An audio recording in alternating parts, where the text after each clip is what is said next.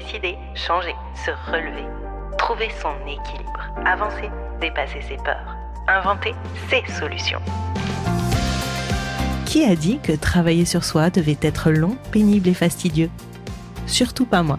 Je suis Bénédicte, psychologue et coach insolite, et je te souhaite la bienvenue sur mon podcast. Ici, chaque semaine ou presque, je te propose de l'inspiration, des outils et des astuces pour construire une vie qui te ressemble. Tu viens ? On embarque ?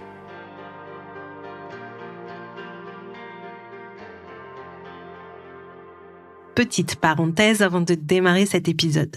Si tu te reconnais dans ces conversations sur l'hypersensibilité, dans tous les épisodes et dans tout ce que je partage sur les sensations, les émotions et les pensées qui tournent en boucle, tu pourrais être intéressé par mon livre « Mon hypersensibilité, une force insoupçonnée ». J'y partage les outils que j'ai créés pour moi et que j'utilise avec mes clients, les hypersensibles et les autres. Pas de solution toute faite, mais une approche pour comprendre, accepter et transformer ta sensibilité à ta façon. Tous les détails sont dans la description du podcast. Et maintenant, c'est parti pour l'épisode. Hello, chers passagères et passagers. Je te retrouve aujourd'hui dans un nouvel épisode en duo. J'ai le plaisir de retrouver Kevin Boutéon, alias @mavisereine sur Instagram, qui vient de sortir un livre, Mon anxiété, c'est du passé, aux éditions Vuibert. Nous partageons donc la même maison d'édition et je suis très heureuse d'accueillir aujourd'hui Kevin pour te parler d'un sujet dont je n'ai pas forcément beaucoup parlé sur le podcast, l'anxiété. L'anxiété en général, mais l'anxiété aussi chez les hypersensibles. Je te laisse découvrir notre échange et je te dis à très vite. Tu peux retrouver mon livre et le livre de Kevin dans toutes les librairies de France ou sur Internet, Amazon, la Fnac, Cultura et toutes les autres plateformes. À très vite. Alors, pour me présenter du coup rapidement, moi de métier, je suis thérapeute, donc j'accompagne des personnes qui viennent me voir en cabinet, principalement pour l'anxiété, mais un petit peu aussi pour l'hypersensibilité et la dépendance affective, qui sont généralement des domaines qui s'articulent autour de l'hypersensibilité. Je suis aussi créateur de contenu donc sur les réseaux sociaux où je vais faire aussi des séances en visio, mais je vais aussi proposer des programmes. J'ai écrit récemment donc un livre qui s'appelle Mon anxiété, c'est du passé, dans lequel je fournis des exercices, des méthodes, des clés pour aider chaque personne qui est anxieuse, préoccupée à mieux vivre les choses, à relativiser, à lâcher prise. Donc je suis créateur de contenu, entre guillemets écrivain. J'ai déjà écrit un autre livre dans le passé qui s'intitulait J'aime mon stress. Là, le dernier, donc c'est Mon anxiété, c'est du passé. Et je suis thérapeute, accompagnant de formation. Et qu'est-ce qui t'a amené plus spécifiquement sur les sujets de l'anxiété, de la dépendance affective et de l'hypersensibilité ? Déjà, moi-même, quand j'étais plus jeune, durant mes études, j'étais très anxieux. Et quand je me suis mis à l'accompagnement, tout de suite, j'ai retrouvé des choses qui faisaient écho à ce que j'avais vécu chez les personnes que j'accompagnais. Et c'est vraiment un domaine qui me passionne parce qu'on a parlé tout à l'heure rapidement de la théorie des états d'esprit, mais il y a tout un tas de mécanismes derrière l'anxiété qui va faire que tu vas être plus ou moins anxieux. Et je trouve que c'est passionnant comment l'environnement, la biologie, voire même le contexte où tu te trouves façonne ton anxiété et peut faire en sorte que soit tu prennes un chemin de vie où tu vas être très anxieux, soit au contraire, tu vas plutôt te simplifier la vie et en faisant d'autres choix, être plus apaisé, plus calme. Et je trouve que c'est fascinant par rapport à ça. Du coup, tu le vois vraiment, en fait, l'anxiété aussi comme une perception de la réalité et donc un focus de notre attention sur une réalité, puisque la réalité, elle existe de façon très subjective finalement, puisqu'il y a une réalité effectivement qu'on partage, mais notre réalité reste individuelle et singulière. Donc finalement, ce que tu veux dire, c'est que l'anxiété, elle peut, en fait, on peut lui dire au revoir, c'est du passé, en focalisant notre attention sur d'autres éléments de notre réalité. Si on enlève tous les prérequis génétiques, parce qu'il y a des choses qui montrent que on va être plus ou moins anxieux selon la génétique et ça, on pourra pas vraiment jouer dessus. Mais il y a une métaphore qui dit qu'on on voit le monde souvent à travers nos propres lunettes. Ouais. Et en changeant de lunettes, en arrêtant d'être dans ce catastrophisme comme on peut l'être quand on est anxieux, on peut voir les choses avec plus de recul et arriver à relativiser au quotidien. Et ça, effectivement, ça a passé par notamment la pratique de la pensée positive, ça a passé par le journaling, qui va aider énormément à prendre du recul sur ses pensées anxieuses, notamment le soir avant de dormir. Ça a passé aussi par tout un tas de méthodes de respiration qui, moi, personnellement, m'ont énormément aidé. Je pense à la cohérence cardiaque, je pense aussi à la méditation, qui sont pas forcément faciles au début, la méditation, mais quand on a vraiment pris le truc, voilà, après quelques mois de pratique, on en ressent vraiment des bienfaits au niveau de son état d'esprit, ses pensées, sa manière de voir le monde. Et voilà, on arrive aussi à reprendre le contrôle sur notre cerveau qui a tendance à s'emballer, notamment quand on est hypersensible. On en reparlera plus tard, mais c'est vrai quand on est hypersensible, on est encore plus anxieux qu'une personne entre guillemets normale, pour tout un tas de raisons que tu expliques aussi dans ton livre au niveau de la perception des radars, hein, les radars sont beaucoup plus affinés. Et donc voilà, mais c'est vrai que c'est tout un tas de choses qui font que voilà, on peut être anxieux et Donc, ce que tu veux dire, si j'ai bien compris, c'est que génétiquement, on peut avoir un terrain qui favorise l'anxiété. Donc ça va être aussi très lié à la neurochimie et à la neurobiologie de notre cerveau, qui va fonctionner d'une certaine manière. Mais comme tu le dis, c'est pas complètement foutu, même si génétiquement on a des bases plus d'un tempérament plus anxieux. On peut travailler à reprogrammer finalement notre cerveau à se concentrer sur d'autres éléments qui vont faire que notre anxiété va progressivement se réduire, voire disparaître. C'est ça. En fait, tu as vraiment deux choses que tu peux pas contrôler. C'est ce qui se passe dans la vie intra-utérine. Voilà, quand tu nais, si ta mère traverse des choses compliquées, le cortisol, elle le transfère au fœtus, et donc là, tu vas capter du cortisol, donc tu vas déjà commencer à ressentir cette anxiété. Cortisol, c'est l'hormone du stress. Voilà, c'est ça, qui se transfère du coup de la maman au bébé. Voilà, il y a plein d'études. Transfert sanguin. C'est ça, exactement, qui le montre. Ce que tu peux pas ensuite contrôler, c'est l'éducation que tu vas recevoir. Voilà, quand tu as 2-3 ans, tu vas pas te rebeller contre tes parents s'ils agissent de telle ou telle manière, donc tu vas un peu subir cette période de ta vie. Par contre, ce que tu vas pouvoir contrôler, c'est l'après. C'est ce que tu fais de tout ça déjà, de tout ton passé. Et ça, tu as vraiment le pouvoir de réduire ton anxiété par rapport à ça et par rapport aux choix que tu vas faire aussi plus tard, aux choix pour toi, aux choix de qu'est-ce que tu vas mettre en place dans ton quotidien pour t'apaiser aussi. Et ça, on a vraiment le pouvoir d'agir là-dessus et ça permet de réduire l'anxiété. Ça la fera pas disparaître parce qu'il y a, comme on l'a dit, il y a des prérequis. Et une personne qui dira qu'elle est jamais anxieuse, ça n'existe pas. Il y a toujours des situations qui nous mettent plus ou moins anxieux. Mais voilà, quand on est en fait hypersensible, on a un gros problème, c'est qu'on a une fenêtre de tolérance qui va être donc très large, c'est-à-dire qu'on va être très sensible au stress, ce qui n'est pas le cas moins le cas en tout cas quand on n'est pas hypersensible. Et donc, par la mise en pratique, notamment de la respiration, du journaling, de différentes méthodes au quotidien, notamment le recadrage cognitif, on va pouvoir voir les choses différemment et s'offrir un peu plus de sérénité. Tu parles de stress et d'anxiété. Toi, est-ce que tu fais une différence entre le stress et l'anxiété ? Ouais, moi, la différence que je fais, le stress, je le vois à court terme, c'est-à-dire donc soit dans le présent, soit dans quelques heures. Par exemple, il y a une situation qui m'arrive maintenant, je vais stresser, ou alors je sais que je dois parler en public dans 10 minutes, 30 minutes, 1 heure. Je vais stresser avant cette présentation. L'anxiété, c'est plus pour moi le long terme, c'est-à-dire que j'ai un événement qui me tracasse, qui est dans 1 semaine, 2 semaines, 3 semaines, quelques mois. Et je vais commencer à stresser par rapport à cet événement. Là, on va parler d'anxiété.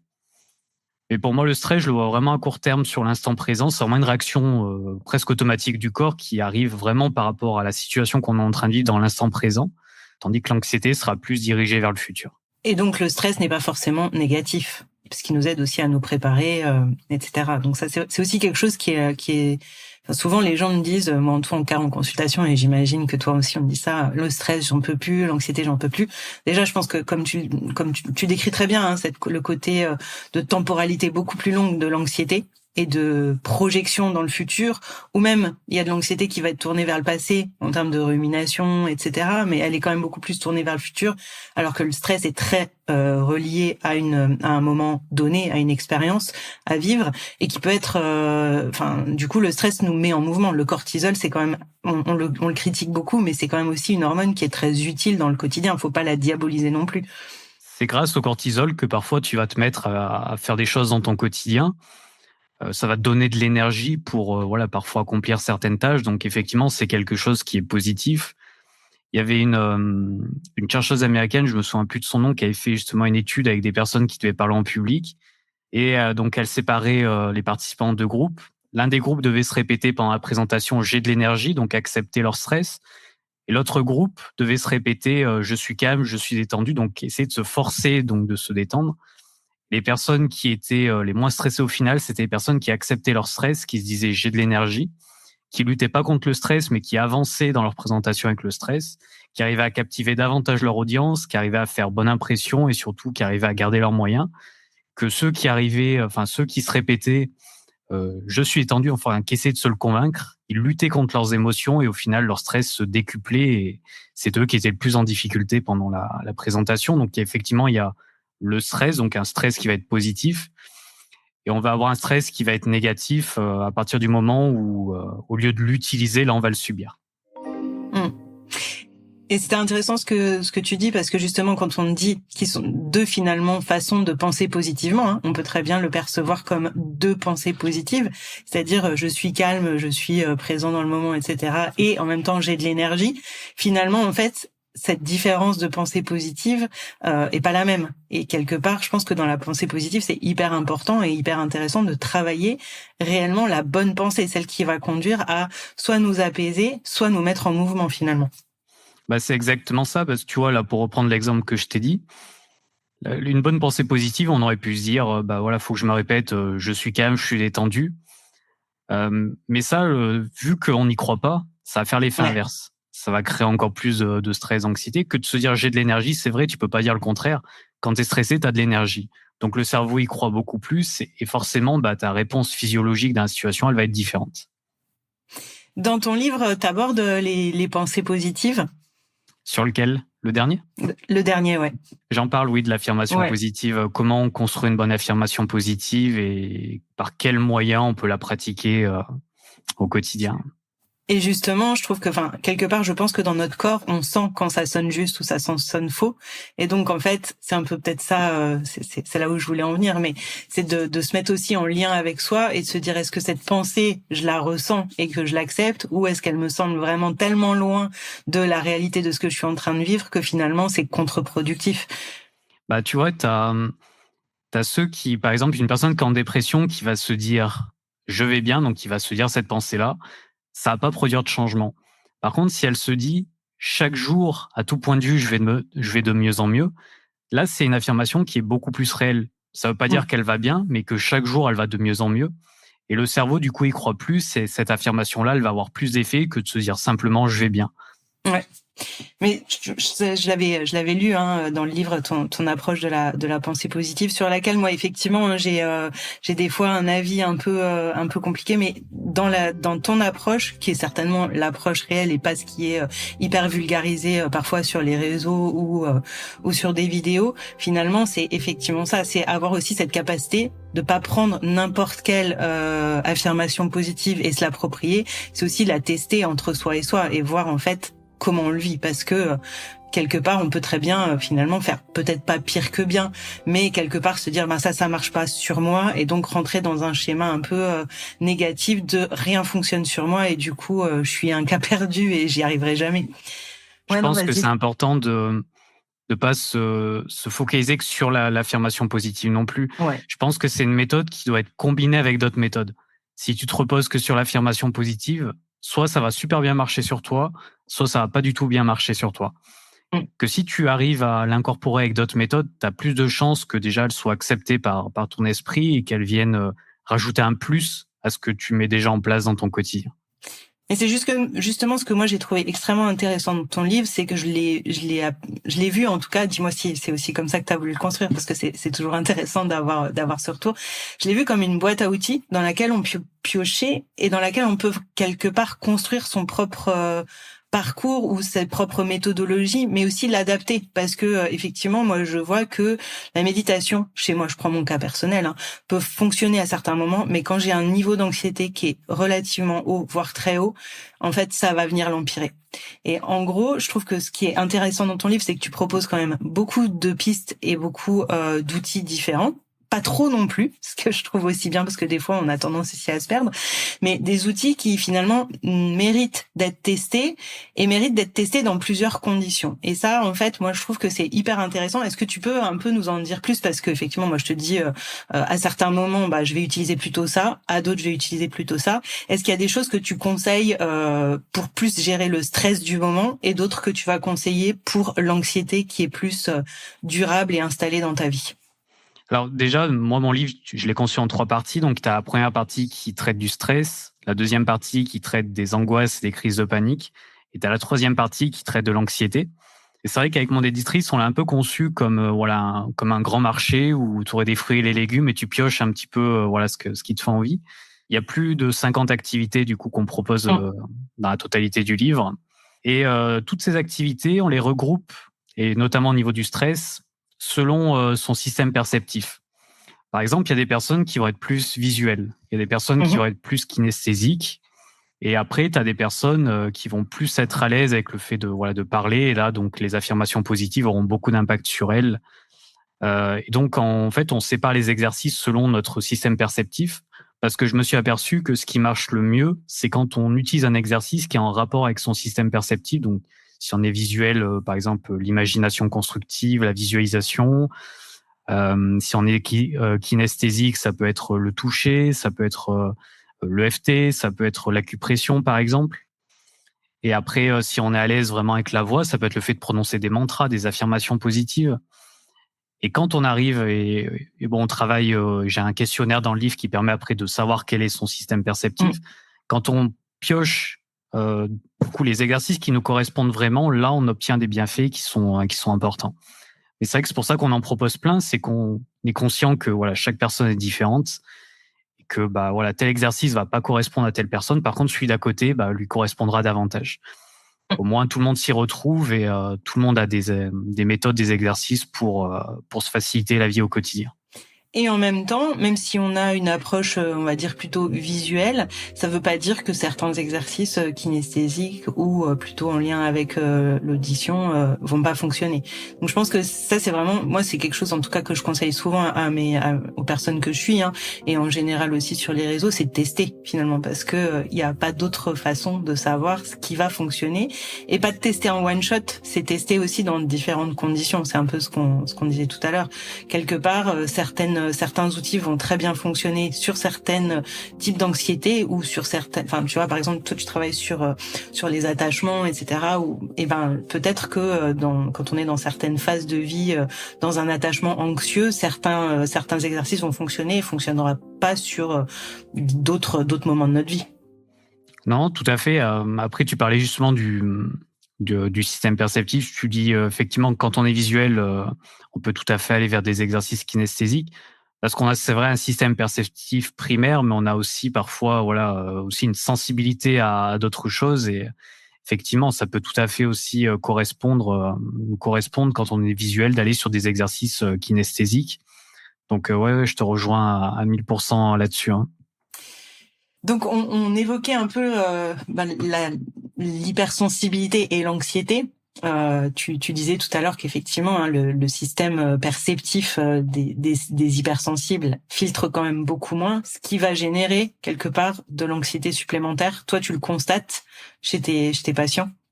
Oui, chez les personnes hypersensibles qui viennent me consulter. Alors après, l'hypersensibilité, c'est très vague. Il y a plein de raisons qui font que l'hypersensibilité, c'est un terreau fertile à l'anxiété. T'en parles dans ton livre, mais déjà, la surcharge sensorielle, ça va être déjà l'une des causes de l'anxiété. Quand on est une personne, entre guillemets, normale, j'aime pas dire ça, mais voilà, quand on n'est pas hypersensible. On va dire normosensible, en tout cas, dans un spectre de quand sensibilité. Quand on est normosensible, on n'est pas hyper attentif à tout ce qui se passe autour de nous. On peut aller en boîte de nuit sans faire attention aux lumières, sans faire attention au son, sans faire attention à la foule, par exemple, qui passe autour de nous.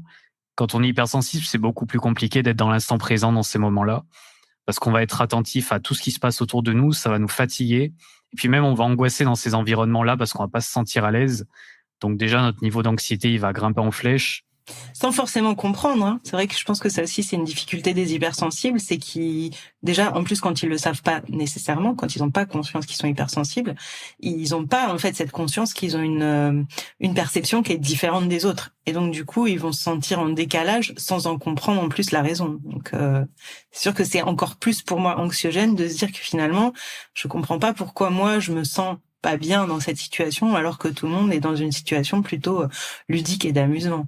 C'est exactement ce qui se passe généralement chez les adolescents qui commencent à sortir.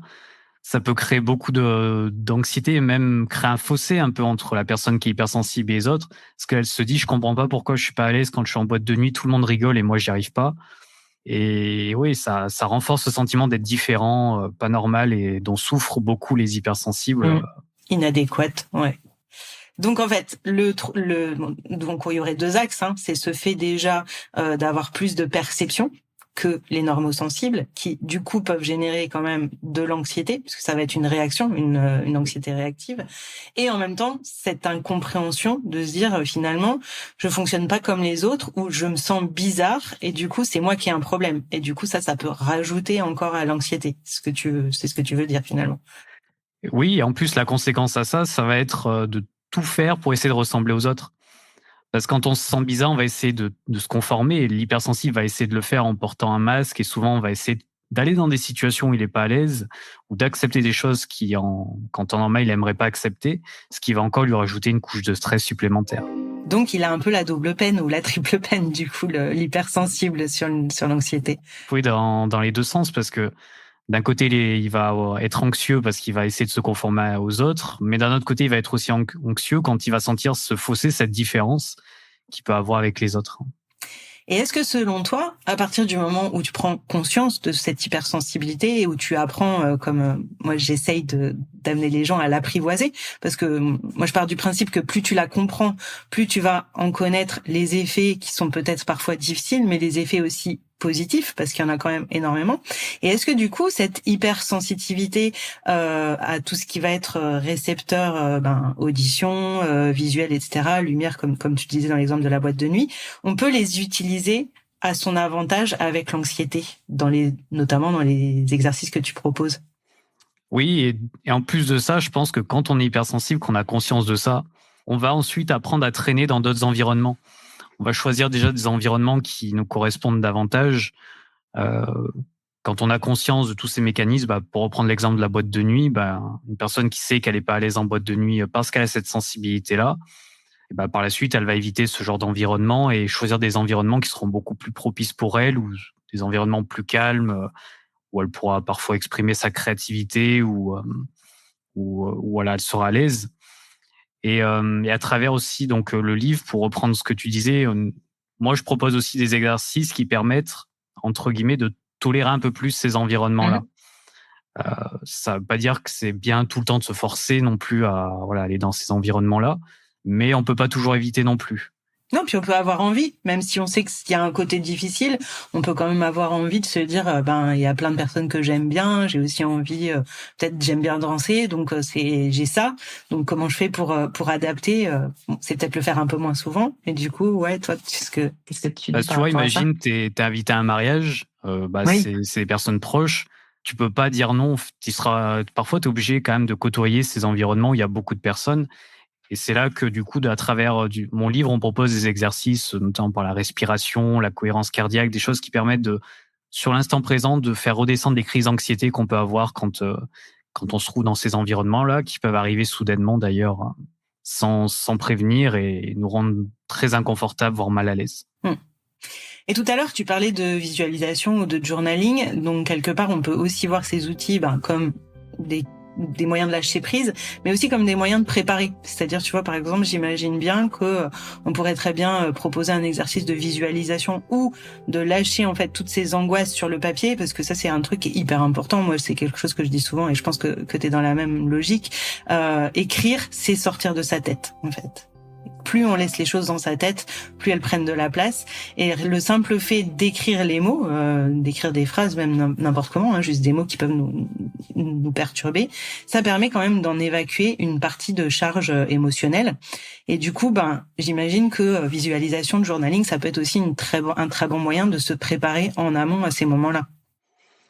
On dit souvent d'ailleurs le journaling qu'on arrive à mettre en mots nos mots, donc notre souffrance. Et c'est vrai qu'il y a une image qui est très connue sur les réseaux sociaux où tu vois en fait c'est un bonhomme qui est en train d'écrire et tu vois sa tête qui est rouge et le rouge part ensuite sur la feuille.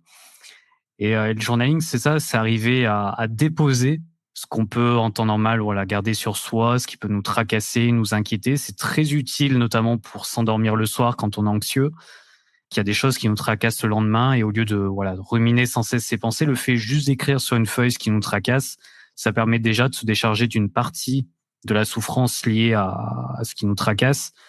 Et c'est vrai que ça aide à s'endormir et ça aide aussi à se préparer à des situations. Ça peut être une présentation en public. Je sais que moi, quand j'étais plus jeune, je devais faire des conférences. Au début, j'étais pas à l'aise et je me préparais par la visualisation. Je m'imaginais de plus en plus être à l'aise sur scène. Donc, je prenais 10 minutes, 15 minutes par jour pour m'imaginer être à l'aise. Et on dit souvent que le fait d'imaginer laisse ensuite la place au fait de faire. Et donc, à force d'imaginer, j'ai commencé à me sentir de plus en plus à l'aise. C'est comme en fait si mon esprit avait déjà vécu cette situation, que quand je la vivais réellement ensuite dans la vie de tous les jours, il était capable de s'y préparer avec moins de stress, moins d'anxiété. Et cette visualisation, toi, tu la vois à peu près sur combien de temps et combien de répétitions? Parce que, tu vois, on a un peu le côté aujourd'hui, tout est magique et je me fais 3 images une fois et ça va être bon. J'imagine que c'est pas forcément suffisant. Moi, ma première conférence, j'ai dû le faire tous les jours pendant 3 mois, je pense. Okay. Donc, je me suis dit, pour que ça marche, il faut que je mette toutes les chances de mon côté. Donc, plus t'es régulier, que ce soit la respiration, la méditation, la cohérence cardiaque ou d'autres méthodes de respiration, plus t'es régulier, plus t'as de résultats. Si tu le fais 3 fois, tu vas te sentir un peu mieux, mais c'est pas garanti que ce soit suffisant. Tu auras toujours cette petite voix, même en toi, qui te dira est-ce que j'en ai assez fait, tu vois. Moi, je trouve que c'est vraiment hyper intéressant et hyper important de signaler ça. C'est que quelque part, mieux vivre son anxiété et lui dire c'est du passé. C'est accepter que elle sera jamais complètement absente de notre vie, mais qu'on est capable de mieux la gérer. Et aussi que c'est quelque part une hygiène de vie. C'est ce que tu es en train de t'expliquer. Très clairement, on n'a pas tous besoin de se préparer 3 mois pour faire une conférence, mais on a peut-être tous besoin de se dire que on va être à l'aise pour intervenir en réunion dans un contexte pro, même si c'est juste 2 questions ou une mini présentation, de dire des choses, avoir des conversations difficiles avec des amis, des parents, son conjoint, gérer des moments de stress avec ses enfants. Donc moi, ce que j'entends dans ce que tu dis, c'est vraiment créer son hygiène de vie. Ça me parle beaucoup aussi parce que moi j'avais beaucoup travaillé aussi sur la gestion de son système autonome, du nerf vague, tout ce qu'on entend ces derniers temps. Et ce que moi j'avais retenu de assez important, et je pense qu'on va partager cette idée-là, c'est que faut pas faire les exercices uniquement quand on est anxieux, parce que sinon notre cerveau il ancre ça à un moment d'anxiété ou de stress, et donc quelque part à un moment on finit par créer un stress autour d'un moment qui était censé autour d'un outil qui était censé nous déstresser, mais notre cerveau l'associe à du stress. C'est ce que, j'explique dans mon livre, c'est l'importance de créer une routine d'autotraitement. C'est-à-dire que tu ailles bien ou pas bien, il faut toujours que tu ancres dans une routine des exercices pour toi, que ce soit pour t'apaiser, que ce soit pour te faire plaisir, des choses qui vont te faire du bien. Parce que effectivement, si tu le fais que quand t'es stressé, anxieux, comme tu dis, tu vas associer ça à chaque fois au stress, et que le fait de le faire régulièrement tous les jours, quand tu mets vraiment une routine en place, après tu vas voir que les événements stressants, tu les vivras pas pareil. Comme si on veut faire un marathon, à un moment, on va créer une routine d'entraînement. De la même manière, si on veut vivre plus sereinement, il faut créer sa routine. Et c'est pas juste se dire, je vais aller courir une fois par mois pendant 3 mois. Ça va pas marcher pour arriver au marathon. Ou alors, on a vraiment une condition physique exceptionnelle. Mais je garantis pas non plus à la fin du marathon l'état de notre corps. Mais en gros, c'est de se dire cette routine. Toi, tu la vois, si tu dois donner un petit temps quelque part un petit guide, parce que ça, je sais qu'on est tous dans des emplois du temps hyper chargés. Moi, c'est vrai qu'à chaque fois que je parle de routine, les gens me disent ouais, mais moi j'ai pas le temps. Bon, je trouve que c'est aussi un peu un évitement, parce que du temps on arrive toujours à en trouver, hein. On peut arrêter 5-10 minutes de scroller et faire ça. Qu'est-ce que tu dirais justement pour peut-être commencer, et puis après la routine un peu idéale selon toi? Déjà, pour moi, si tu arrives à prendre 10 minutes par jour, donc 10 minutes par jour, sur une semaine, ça fait 70 minutes à plus d'une heure. Ouais. Donc déjà, juste une heure pour toi par semaine, c'est déjà très bien. Après, si tu peux plus, si tu as un emploi du temps qui te le permet, c'est que du bonus. Mais déjà, si tu arrives à prendre 10 minutes pour faire un exercice vraiment approfondi ou en faire 2, c'est déjà très bien. Moi, ce que j'aime bien dire, c'est 10 minutes pour s'apaiser et 10 minutes aussi pour faire quelque chose pour soi.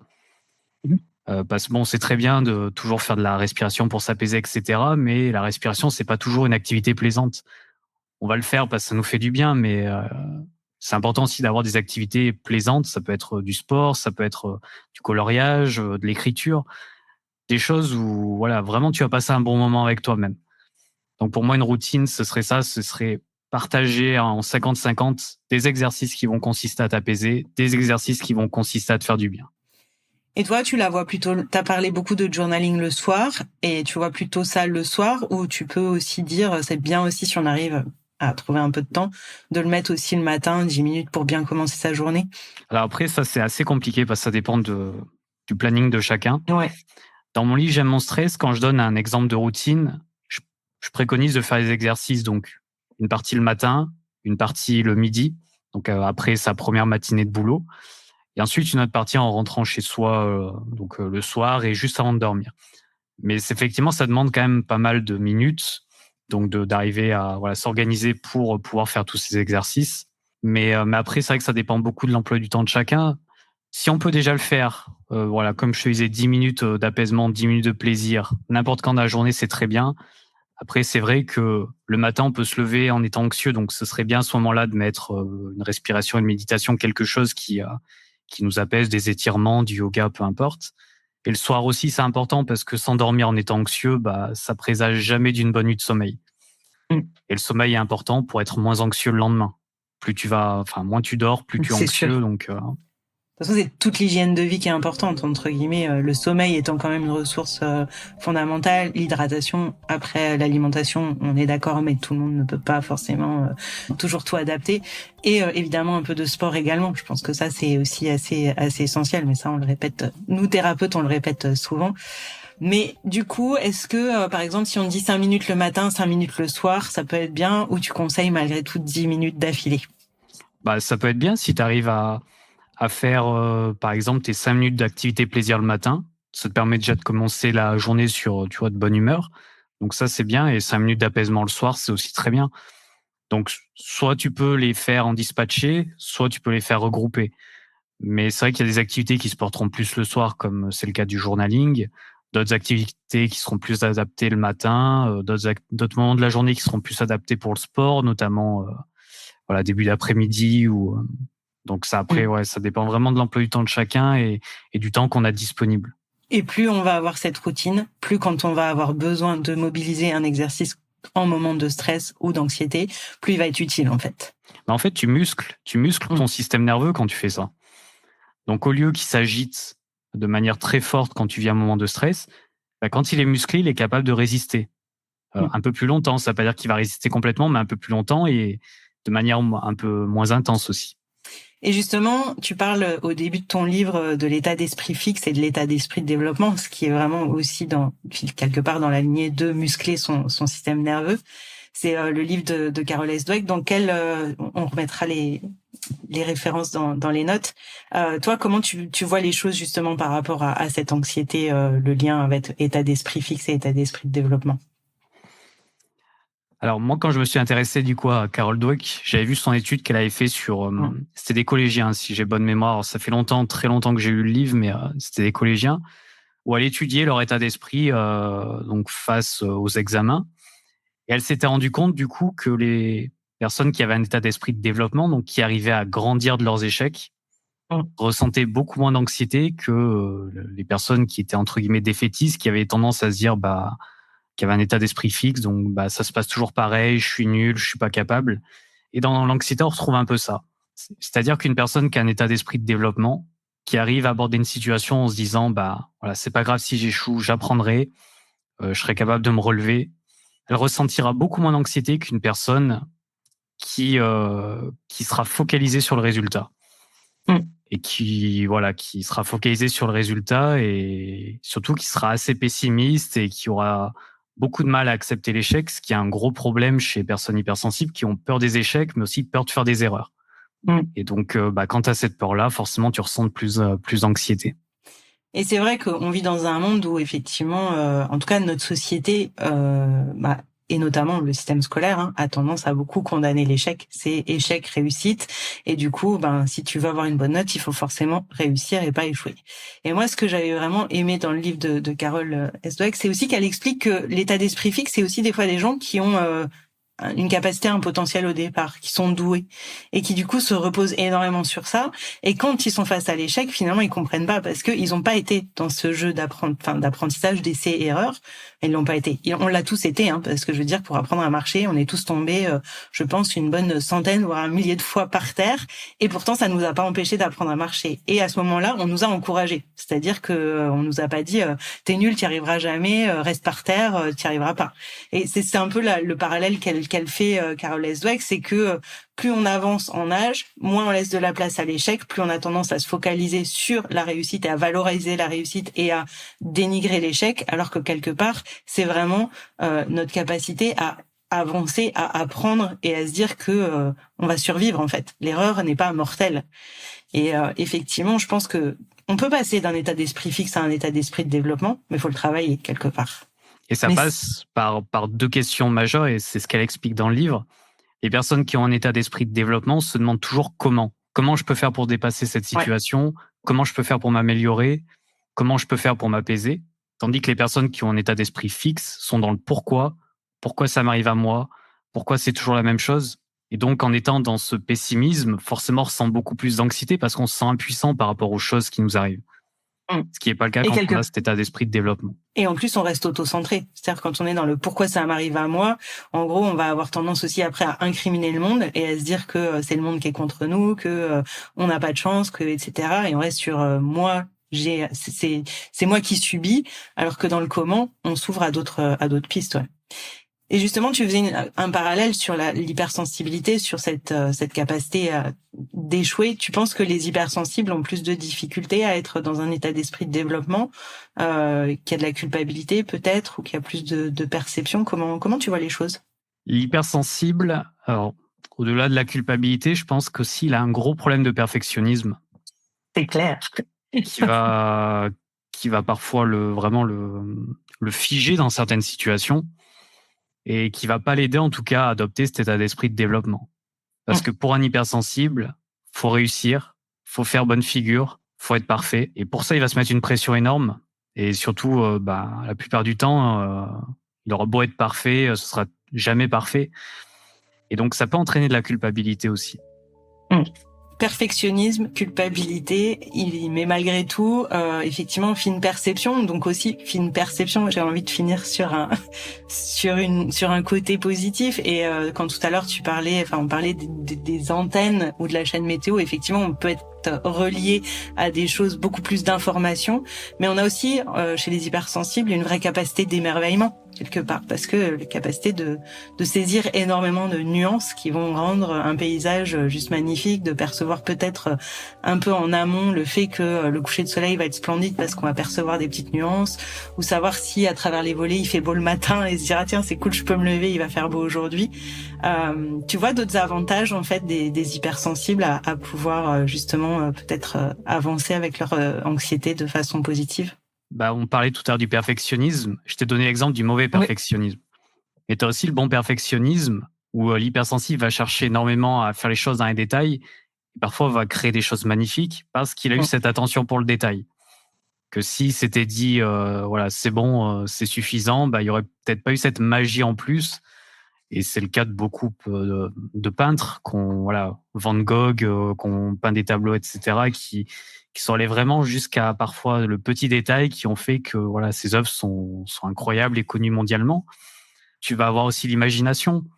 Forcément, l'imagination, on associe ça à l'anxiété, parce que quand on a beaucoup d'imagination, on peut se faire beaucoup de scénarios catastrophes, s'imaginer le pire. Mais d'un autre côté, on peut aussi créer plein de choses, créer des choses auxquelles les autres n'auraient pas pensé, par exemple.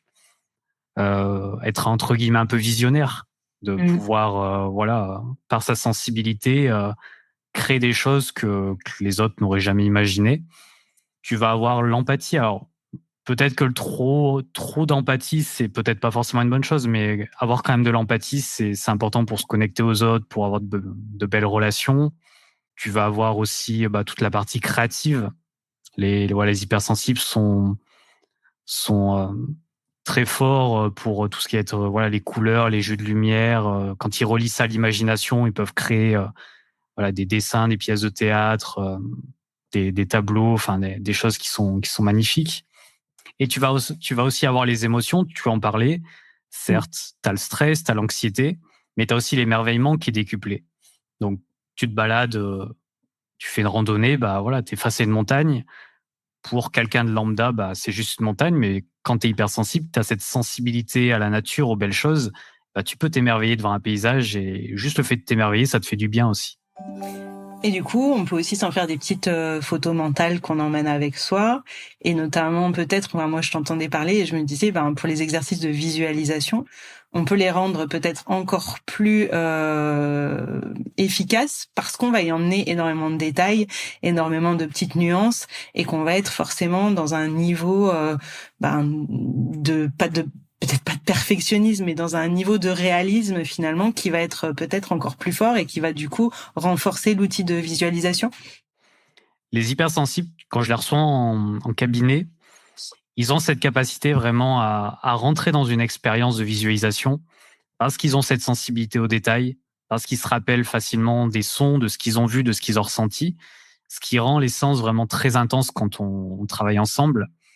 Et ça, c'est une qualité effectivement majeure, parce qu'en se réappropriant tous ces détails, ils peuvent aussi se réapproprier en profondeur les sensations qu'ils ont ressenties. D'où le fait que la visualisation marche très bien chez les hypersensibles, qui ont déjà assisté à une scène qui les a apaisés et qui sont capables de se remémorer tous les détails. Eh ben, écoute, c'est un bon point, ça, je dirais, parce que on a focalisé sur pas mal de choses qui pouvaient rendre la vie des hypersensibles encore un peu plus anxieuse, mais on voit qu'ils ont aussi une capacité à créer des solutions un peu plus performantes également. Donc c'est aussi un bon point. Pour finir, je vais pas te demander toi un outil ou un conseil, mais peut-être toi celui qui fonctionne le mieux chez toi, ce serait quoi, ou celui que tu dirais celui-là c'est peut-être un incontournable à au moins essayer une fois. Pour l'anxiété ? Ouais. Moi je dirais prendre du temps pour soi. Ouais.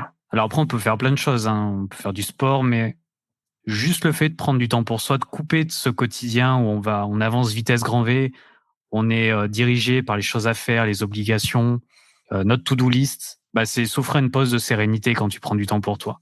Donc pour moi, c'est le plus important, c'est d'arriver à se poser sans culpabiliser, parce qu'effectivement, ça peut être un problème pour beaucoup de personnes de rien faire, ne serait-ce que 10 minutes, parce qu'elles ont en tête toutes les choses. Ou de faire quelque chose pour soi. Hein. Je pense qu'il y a des gens aussi qui sont vraiment là-dedans. Oui, parce qu'ils sont pas, entre guillemets, leur priorité. Pour eux, c'est les autres. Et ils n'arrivent pas à s'accorder ne serait-ce que 10 minutes. Donc pour moi, il est important de s'accorder ces 10 minutes. J'aime beaucoup cette idée de dire prendre du temps pour soi et le faire en conscience aussi. Je pense que c'est important de se dire tiens là je le fais, et c'est quelque chose que je conseille aussi beaucoup aux hypersensibles, c'est d'être en capacité de créer leur bulle en fait.